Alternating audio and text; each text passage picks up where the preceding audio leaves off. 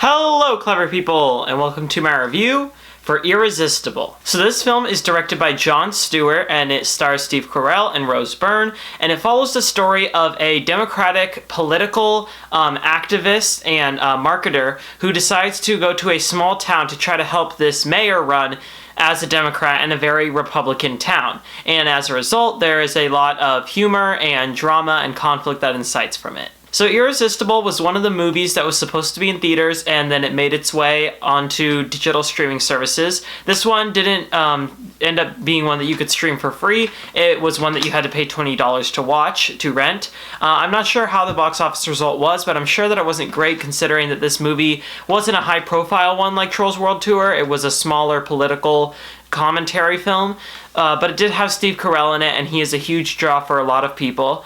And I was kind of looking forward to this. I like Steve Carell a lot. I think he's a really quality actor. I think even in movies that aren't so great, he does very well. However, I did not end up enjoying Irresistible very much. It's not a terrible movie. It's not even that bad. I think that overall, it's just kind of a weird and forgettable experience.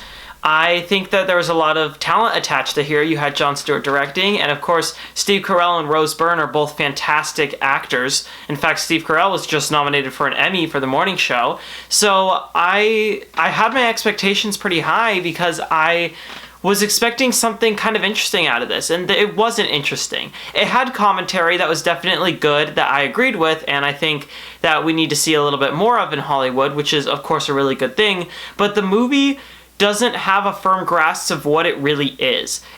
Then I kind of got that from the way that it was advertised. You saw it advertised as a comedy and as a drama and as a political commentary, and there are movies that kind of shuffle that well. There's movies that have done that before, but it kind of seemed like Irresistible didn't really know what it's doing, and that's what it kind of felt like. I couldn't tell what in this movie was supposed to be funny and what wasn't, and as a result, I didn't laugh a single time watching it. I couldn't tell what was supposed to be dramatic and what was supposed to be silly, and as a result, I never felt emotionally invested in any of the characters. And overall, I just found this movie extremely boring, and it was a movie that I honestly, if I saw this in theaters, I probably would have dozed off while watching it. Really, the whole movie is just kind of built up towards this twist that happens at the end, and when the twist happens, you kind of see, oh, okay, I understand what this movie was trying to do, and at that point, it kind of cements itself, but it's a little too late at that point. You have like 5 minutes of the movie left, and the whole other portion of it, you're just building up, and you're confused, and you're wondering what the movie is trying to say, and then when it finally says something,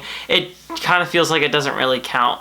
Also, the directing just feels very amateur. It feels very first time, so does the writing, and overall the movie was just kind of a lackluster experience. I can't really recommend Irresistible to anybody, especially when it costs $20 to watch it. I would wait for this to be a $3 or $4 rental on iTunes if you really, really want to see it. But it's not one that I think was particularly exceptional, and it's not a movie that I will probably ever think about once I'm done recording this review. I'm going to give Irresistible a 5 out of 10. Alright, that concludes my review for Irresistible. So, what are your thoughts on this movie, or what is your favorite Steve Carell performance? Comment in the comment section below, and let me know. I'm Robert Burke, and this has been The Clever Critics. Goodbye.